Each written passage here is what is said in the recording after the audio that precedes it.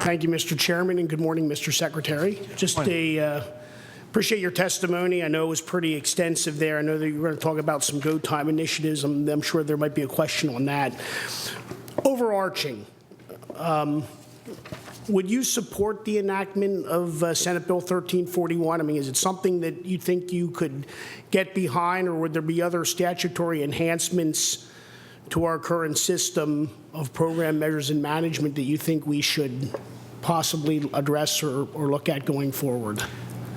I did have the opportunity to testify before the Senate a few weeks ago, and I think what I said at that time, and I'll repeat now, is that we are very committed, as hopefully my testimony has already underscored, to a vigorous program budgeting decision-making process with performance measures, a very transparent process, and additionally work with the General Assembly to continue to develop and build upon that process, improving on it as we go forward. We don't believe at this point that statutory changes are necessary. We're very concerned about unintended impacts, redundancies, inefficiencies that statute may create. The sponsor of that legislation, as I heard in his earlier testimony, discussed taking more than a year in the development of that legislation. It's something that that's only been shared with us recently.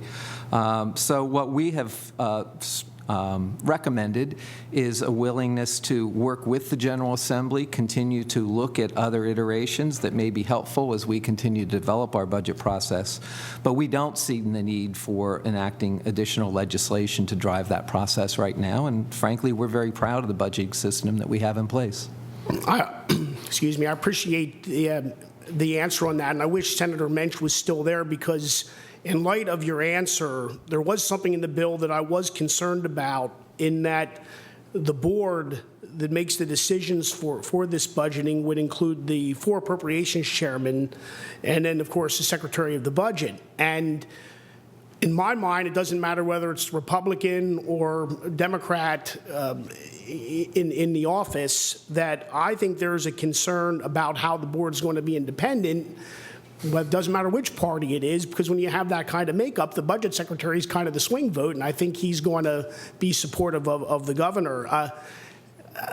Maybe that's somewhat opining. I don't know what your thoughts are. I know certainly you probably feel you could be objective if this type of legislation does get passed, but what are your thoughts on that? I mean, is that a concern? I mean, I actually thought that was, reviewing the bill, I did have some concerns, and like I said, I didn't have an opportunity to talk to the prime sponsor, but maybe you can provide some input. Well, again, we first and foremost want to avoid any redundancies, any additional administrative requirements, costs, frankly, in the current budget environment that we work within that are unnecessary.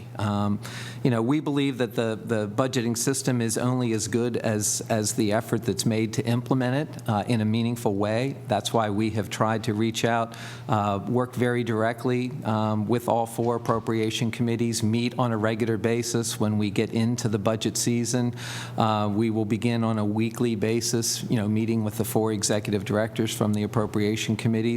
We always try to make ourselves available and commit, along with the entire administration, the cabinet secretaries, the governor himself, to a very open, transparent process to have accountability at the core of all of the budget decision making that we do. So again, we're very committed to many of the process goals, I think, that the legislation tries to address, but we simply don't feel at this point that a statutory change is necessary to really make the ongoing, or develop the ongoing changes that can build a continuingly improved budget system. I appreciate your time. Thank you, Mr. Secretary. Thank you, Mr. Chairman.